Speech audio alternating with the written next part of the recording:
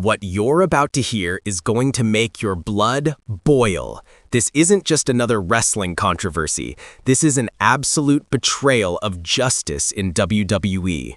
Drew McIntyre, one of the most dominant forces in professional wrestling, has just been suspended by SmackDown general manager Nick Aldis in what many are calling the most corrupt decision in recent WWE history.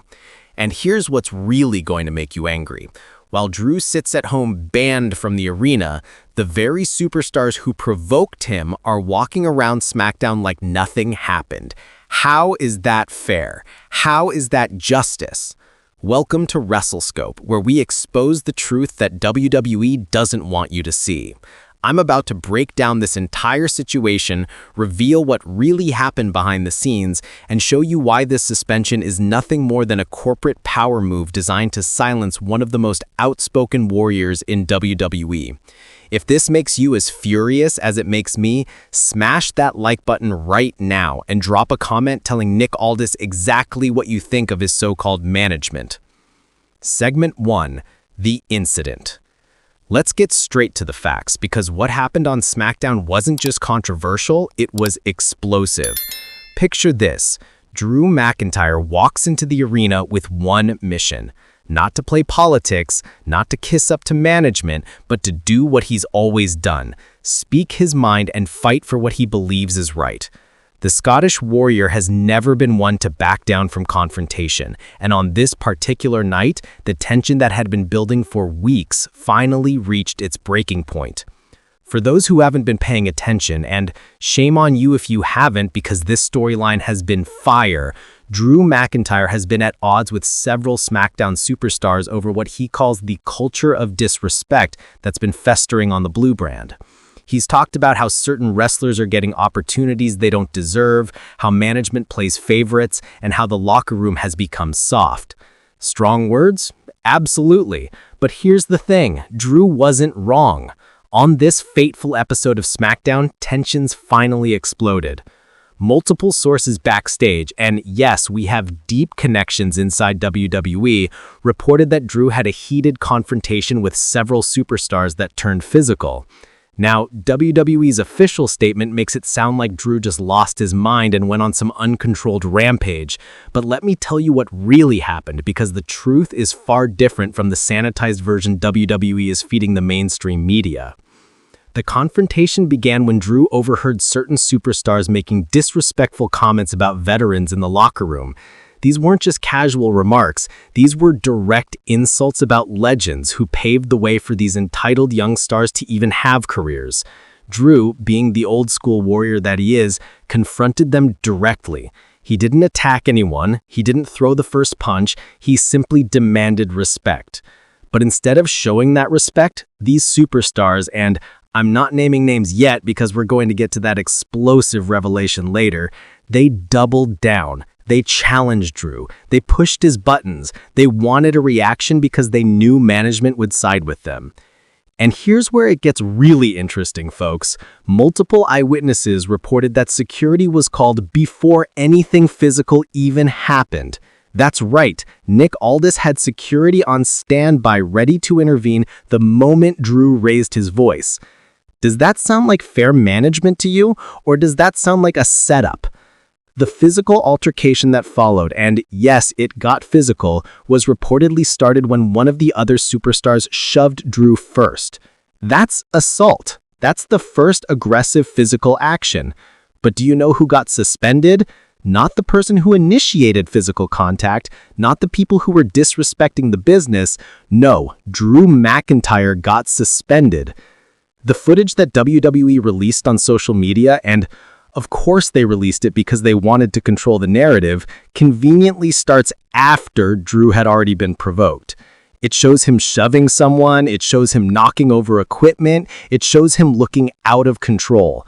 But what it doesn't show is the 15 minutes of provocation that led to that moment. What it doesn't show is the disrespect that was shown to him. What it doesn't show is the other superstars being held back by security. This is classic WWE propaganda, people. They control what you see, they control what you hear, and they control the narrative. But here at WrestleScope, we dig deeper. We get the real story. And the real story is that Drew McIntyre was set up to fail. Within hours of the incident, Nick Aldis appeared on WWE programming with his announcement.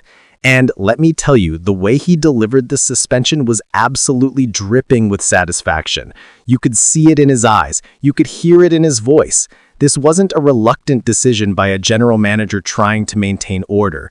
This was a power move by someone who wanted to flex his authority. Aldis suspended Drew McIntyre indefinitely.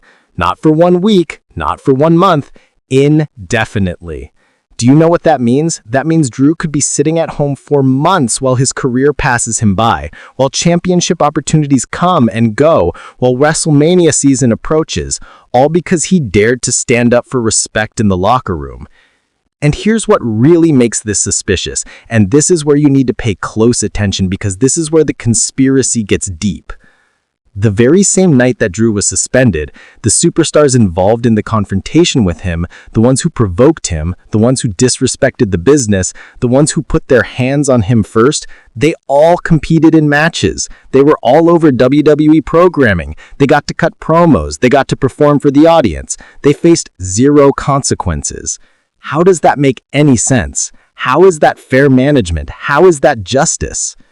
It doesn't make sense unless you understand what's really going on here. Segment 2, the conspiracy. Now we need to talk about the real reason Drew McIntyre was suspended, and this is going to open your eyes to how WWE actually operates behind the scenes. Nick Aldis isn't just some neutral general manager trying to maintain order on SmackDown. He's a WWE employee with his own agenda, his own alliances, and his own career to protect.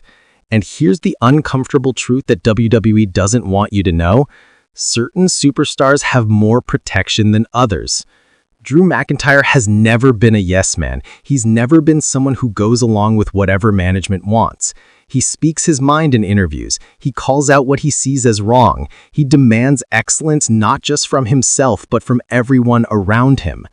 And in WWE's corporate culture, that makes him dangerous. Think about it. WWE is a publicly traded company now. They have corporate sponsors. They have media deals worth billions of dollars. They have a carefully crafted public image to maintain. And someone like Drew McIntyre who refuses to play the corporate game, who says what he thinks regardless of how it makes the company look, that's a liability in their eyes. But the superstars who provoked Drew, the ones who showed disrespect, the ones who put their hands on him first, many of them are part of WWE's new generation of media-friendly performers. They've got large social media followings. They do the press tours. They say the right things in interviews. They're controllable. And in WWE's current business model, controllable is more valuable than talented. So when a confrontation happens between an outspoken veteran who won't be controlled and younger stars who play the corporate game, who do you think management is going to protect? Who do you think is going to face consequences? We've seen this before in WWE. Outspoken superstars who challenge authority, who demand respect, who refuse to compromise their principles, they mysteriously find themselves off television. They get suspended. They get future endeavored, while the corporate favorites get pushed to the moon regardless of their actual talent or what the fans want to see. And Nick Aldis, he's the perfect general manager for this system. He's a former world champion himself, yes, but he's also someone who understands the corporate game. He knows that his job isn't really about fairness or justice, it's about maintaining the status quo and protecting WWE's investments. Let me break down the timeline here because this is crucial to understanding the conspiracy. 3 months ago, Drew McIntyre started making comments about the new generation not respecting the business. He talked about how certain stars are getting opportunities based on their Instagram followers rather than their in-ring ability. He called out the participation trophy mentality in modern WWE. These comments went viral. Fans were overwhelmingly agreeing with Drew. 2 months ago, there were reports, and these came from multiple reliable sources, that Drew had a meeting with WWE management where he was told to tone down his criticisms. He was essentially told to stop being so honest about what he saw as problems in the locker room. According to people familiar with the meeting, Drew refused to be silenced. 1 month ago, we started seeing certain superstars making subtle jabs at Drew in their promos.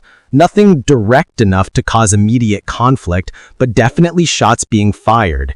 It was clear that battle lines were being drawn. Drew was on one side, representing old-school respect and work ethic, and the other side represented this new, corporate-approved direction. And then right on cue, we get this spontaneous backstage altercation that results in Drew being suspended indefinitely. Does that timeline seem suspicious to you? Because it seems extremely suspicious to me. This wasn't a random incident. This was the culmination of months of WWE trying to silence Drew McIntyre and finally finding their excuse to remove him from television. And Nick Aldis, he's just the executioner carrying out corporate's orders. He gets to look like the strong general manager maintaining order, while WWE gets to remove a problematic